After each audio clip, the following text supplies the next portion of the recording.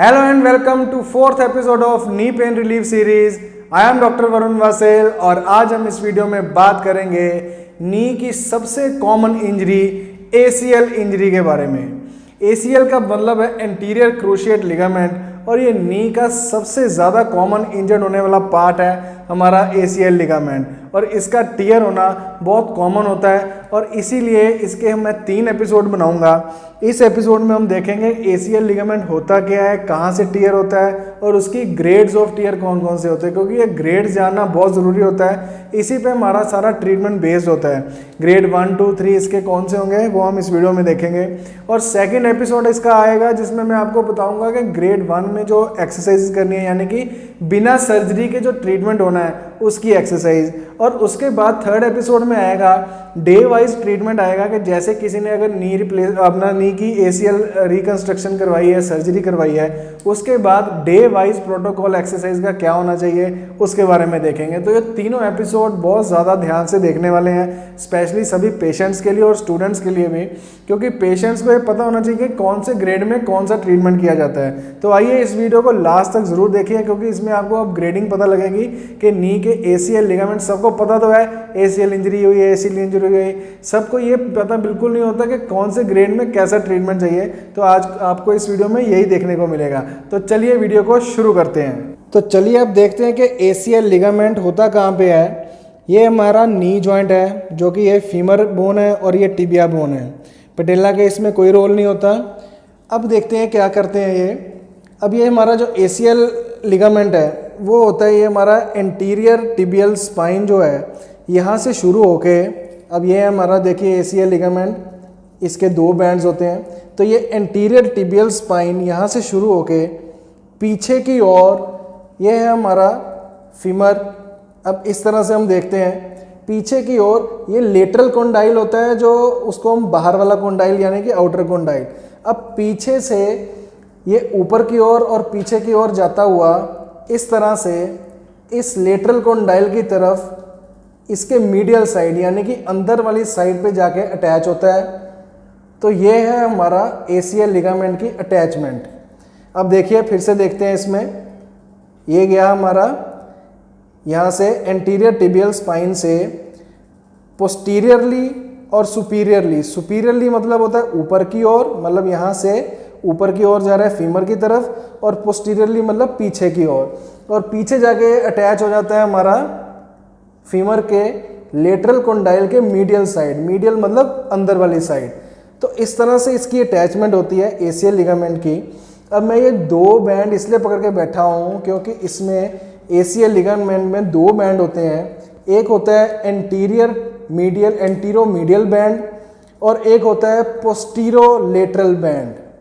अब दोनों के फंक्शन भी अलग अलग होते हैं। तो अब हमने देखा कि ACL लिगामेंट होता क्या है और कहाँ पे अटैच्ड होता है। अब देखते हैं इसका फंक्शन क्या होता है। ग्रेड जानने से पहले इसका देखते हैं फंक्शन क्या होता है। फंक्शन होता है ACL लिगामेंट का कि जब भी इसने टिबिया, ये मान लीजिए ये टिबिया, ये फीमर है, टिबिया को ज़्यादा आगे जाने, जब भी ये नी फ्लेक्शन होती है या लैंडिंग होती है तो टिबिया को आगे जाने से रोकता है हमारा ACL लिगामेंट। और कई बार क्या होता है, टिबिया की जो इनवर्ड मूवमेंट होती है और वेलगस फोर्स होती है उसको भी रोकता है ये लिगामेंट। और जो नी हमारा हाइपर एक्सटेंशन में, यानी कि जब पूरा लैंड करता है या हमने कोई जंपिंग एक्टिविटी की है, तो ये नी को प्रोटेक्ट करता है हाइपर एक्सटेंशन से। हाइपर एक्सटेंशन होता है कि फुल जब नी खुल जाता है पूरा और उसमें पूरा वेट आता है तो उसको वो प्रोटेक्ट करता है हमारा ACL लिगामेंट। तो चलिए अब चलते हैं ग्रेड्स की तरफ। अब ग्रेड्स ऑफ ACL टीयर क्या होता है। ग्रेड 1 में होता है ये लिगामेंट ओवर स्ट्रेच हो जाता है पर फिर भी ये जॉइंट स्टेबिलिटी देता है, क्योंकि ACL का सबसे बड़ा काम होता है नी जॉइंट को स्टेबल रखना। तो ये फिर भी माइल्ड डैमेज होता है, ओवर स्ट्रेच लिगामेंट्स हुए हैं, हल्का हल्का जगह जगह से उसके फाइबर्स हल्के हल्के टीयर हुए हैं, पर फिर भी जो लिगामेंट है वो अटैच्ड है और साथ में उसका जो स्टेबिलिटी है नी की वो बनी रहती है।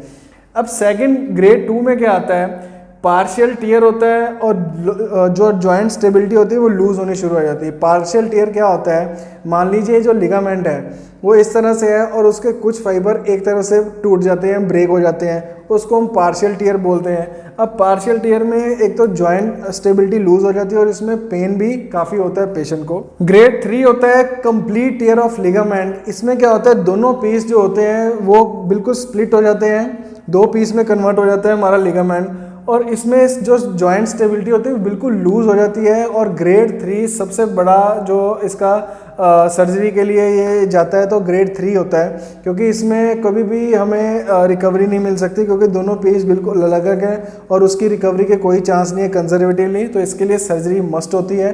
तो ग्रेड 3 के लिए हमेशा हमने देखना होता है कि जॉइंट स्टेबिलिटी ये बिल्कुल लूज कर जाता है, इसमें पेन, स्वेलिंग। अब कोई भी लिगामेंट इंजरी होती है उसमें पेन, स्वेलिंग, और अगर आपने कोई फील किया हो जब किसी को ACL टियर हो तो उसने पॉपिंग साउंड ज़रूर फील की होगी। जैसे ही उसने नी को नीचे रखा और जब पॉपिंग साउंड आई या कोई भी एक ऐसी क्लिकिंग साउंड आती है जिसमें उसको फील हो जाता है कि अब मेरा नी बिल्कुल अनस्टेबल हो गया, वो पेशेंट या तो गिर जाता है या उसके बिल्कुल अपने नी पे वो वेट नहीं डाल पाता। तो यही हमारा सबसे बड़ा सिम्टम होता है कि जब ACL टियर होता है उसमें बहुत ज़्यादा पेन होती है। हाँ, कुछ केस ऐसे होते हैं जिसमें पेन बिल्कुल नहीं होता पर जॉइंट्स अनस्टेबल बहुत ज़्यादा हो जाता है, जॉइंट स्टेबिलिटी बिल्कुल नहीं रहती। जब भी वो पेशेंट अपना पैर रखता है तो उसका जो बकलिंग होती है, बार बार उसकी बकलिंग होती है, जो नी मिस करता है उसका, तो उसको बकलिंग बोलते हैं। तो ACL में सबसे ज़्यादा हमारी जो स्टेबिलिटी है वही लूज होती है। तो अब बात करते हैं हम ग्रेड 1 की कि हमें कैसे पता लगेगा कि ये ACL टियर हुआ है।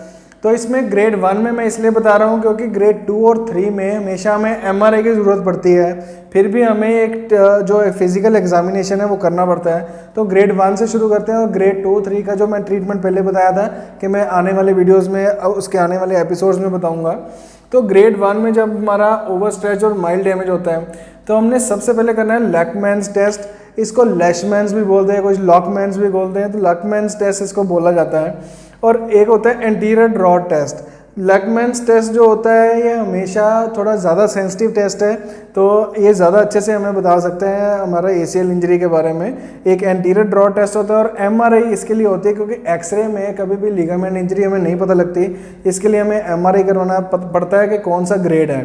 तो ये हमें इस तरह से हम जज करेंगे कि कैसे हमारा ये जो ग्रेडिंग होगी, ये मैं अभी आपको टेस्ट करके बताता हूँ कि हमने कैसे ये टेस्ट करना होता है, कैसे हमें पता लगेगा कि ACL टियर है। तो चलिए अब देखते हैं ACL टियर का टेस्ट कैसे करते हैं। इसके 2 टेस्ट होंगे, एक लॉकमैन्स टेस्ट और एक होगा हमारा एंटीरियर ड्रॉट टेस्ट। तो चलिए पहले देखते हैं लॉकमैन टेस्ट कैसे करते हैं। अब मान लीजिए जो राइट लेग है ये इंजर्ड है और इसमें हमने क्या करना होता है, जब भी हमने टेस्ट करना है तो जो साउंड साइड है यानी कि अनअफेक्टेड लेग है, जैसे कि लेफ्ट लेग अनअफेक्टेड है, तो पहले उसका टेस्ट ज़रूर करना है। पर मैं आपको समझाने के लिए इसमें सिर्फ आपको अब राइट लेग का बताऊंगा क्योंकि राइट ACL मान लीजिए टियर है।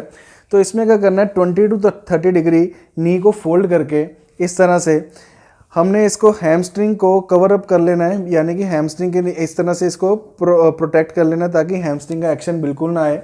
और इस तरह से देखिए, अब वैसे तो मैंने राइट हैंड से ही इसको लेके आना है पर आपके लिए मैं समझाने के लिए मैं बता रहा हूँ। इस तरह से हमने यहाँ से इसको होल्ड कर लेना है अपने फीमर को और हैमस्ट्रिंग को, पूरी फीमर को हमने होल्ड करके अब नीचे से आपने टिबिया को ऊपर की ओर खींचना है। अब ये देखिए, ये है हमारा लॉकमैन्स टेस्ट। जब हम टिबिया को इस तरह से ऊपर की ओर खींचेंगे तो मोस्टली जो ACL जो इंटैक्ट होते हैं वो इसको ऊपर आने नहीं देंगे, पर जब हमारा ACL टियर होगा तो यहाँ पे लैक्सिटी होगी, यहाँ पे बहुत हमें इसे गिव अवे सेंसेशन आएगी। हम जब भी इसको ऊपर करेंगे तो ईजिली ऊपर आ पाएगा। ये देखिए, इनका फिर भी ACL इंटैक्ट है इसलिए ऊपर नहीं आएगा, पर जो पेशेंट होगा उसका जो टिबिया है वो आगे को मूव कर जाएगा। तो ये था हमारा लॉकमैन्स टेस्ट। अब आता है anterior drawer test. Anterior drawer test में इस नी को इस तरह से हमने 90 डिग्री पे रख लेना है। अब 90 डिग्री रखने के बाद अब फुट को स्टेबल करने के लिए अब हमने क्या करना है, हैमस्ट्रिंग को फिर से पेशेंट को कहना है उसको रिलैक्स रखे ताकि हैमस्ट्रिंग का कोई एक्शन ना आए, उसको अपोज ना करे। अब यहाँ से हमने इस तरह से ये 2 फिंगर्स के साथ जो टिबिया है उसको अपनी तरफ खींचना है इस तरह से। अब फिर से देखिए, पेशेंट हैमस्ट्रिंग को अपना एक्शन उसका लेके आ रहा है पर उसको अवॉइड करवाना है हमने। इस तरह से फिंगर्स पकड़ के यहाँ पे 2 जो हमारा टिबियल टिब्रोस्टी है वहाँ पे अपना थंब रख के इसको अपनी तरफ खींचना है, यानी कि ट्रांसलेशन देनी है टिबिया की अपनी तरफ। इससे क्या होगा, अगर तो लिगामेंट ACL लिगामेंट टियर हुआ होगा वो आपको ग्रेडिंग पता लग जाएगी। वैसे तो वो एमआरआई में ज़रूर करवानी चाहिए। एमआरआई जब आपको एक टेस्ट कंफर्म हो जाए तो एमआरआई इसलिए करवानी ताकि हमें ग्रेड पता लग जाए।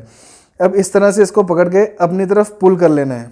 तो जो ACL टीयर होगा वो हमेशा हमें गिव अवे सेंसेशन देगा, यहाँ पे बड़ा लूज फील होगा और हमें यहाँ पे ओपोजिशन यहाँ की रेजिस्टेंस नहीं फील होगी। तो जैसे ही हम इसको खींचेंगे तो टिबिया आगे की ओर मूव कर जाएगी, हमारी तरफ मूव कर जाएगी। तो ये टेस्ट पॉजिटिव है। तो ये थे हमारे 2 टेस्ट। तो जब भी किसी को इंजरी होती है इमीडिएटली हमें कौन सा ट्रीटमेंट देना है, उसके लिए हमेशा ये प्राइस को याद रखना। प्राइस का फुल फॉर्म होता है प्रोटेक्शन। सबसे पहले आती है हमारे प्रोटेक्शन। जैसे किसी को इंजरी हुई, वो गिरा या उसका नी ट्विस्ट किया, क्योंकि ये ट्विस्टिंग इंजरी सबसे ज़्यादा होती है इसमें। तो जब भी नी ट्विस्ट किया तो सबसे पहले उस पार्ट को प्रोटेक्ट कर लीजिए, उसको ज़्यादा मूवमेंट नहीं देनी हमने, क्योंकि और भी ज़्यादा इंजरी होने का चांस बढ़ जाता है जब हम ज़्यादा मूवमेंट करते हैं। तो दूसरा आता है रेस्ट।